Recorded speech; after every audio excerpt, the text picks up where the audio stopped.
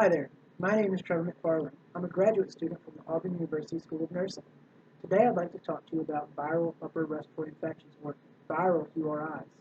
By definition, a viral URI is a viral infection of the mucosa lining the upper airway. Other names you may hear it go by include the common cold or bronchitis. It is the number one seen complaint in the primary care setting. Viruses most attributed to it include the rhinovirus, which accounts for at least 50% of all cases, influenza, parainfluenza, RSV, or the coronavirus. The intubation period is typically 2 to 3 days, but can last up to a week.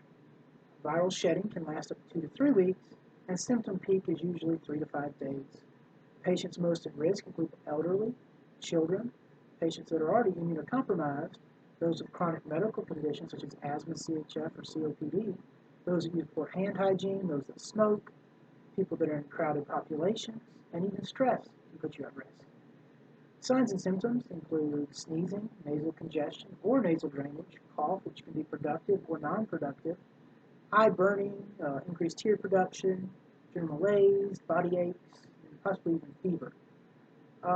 Differential diagnosis to consider be sinusitis, pneumonia, allergic rhinitis, laryngitis, pertussis, and even epiglottis. So it is important to get a physical exam, a good review of symptoms to decide what type of diagnostic or radiographic type of testing you may or may not need.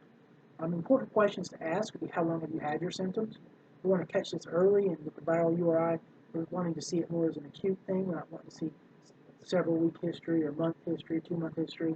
That may indicate further testing is needed. You want to ask about their medical history. Do they have asthma, COPD, or CHF, something this could exacerbate? Do they smoke? We want to ask them, have they had any recent travel? Have they been around anybody else that is sick? Do they work in a daycare around children? Are they a teacher? And also another important question to ask is, have they had any of these infections in the past year? Because this can be recurrent. And physical exam-wise, we want to really do a good lung exam. We'll auscultate. We're expecting possibly to hear some wheezes or bronchi. We do not want to hear any pulmonary consolidation, crackles, rales. The throat and neck, if you look in the back of their throat, you should see erythema. If you're palpating, you should feel lymphadenopathy. You do want to do an otoscopic exam to assess the ears, make sure there's no ear infection type involvement. Nasal cavities, you would expect them to be reddened. And vital signs, you would expect them to be within normal limits, with the exception of possibly a low-grade fever with viruses such as the flu. Treatment, the big shocker for patients, it is in viral URI, it is not indicated to give antibiotics or indicated really to use steroids. Patients come to you though, and that's what they expect, and they can be very disappointed or feel like you're not doing anything when you have the discussion of not prescribing antibiotics. The treatment for viral URI should include rest, hydration, and then just symptom control. Now with symptom control, that could be decongestion, expectorants, NSAIDs or Tylenol for body aches, nasal saline spray. However, in studies using cough products or cold products have not really been shown to decrease the length of symptoms. So it really is just symptom control. You really just have to rest, hydrate, let it take its course. Patients, though, can be very hesitant to this, feel like you're not doing anything, and may ultimately almost demand antibiotic treatment.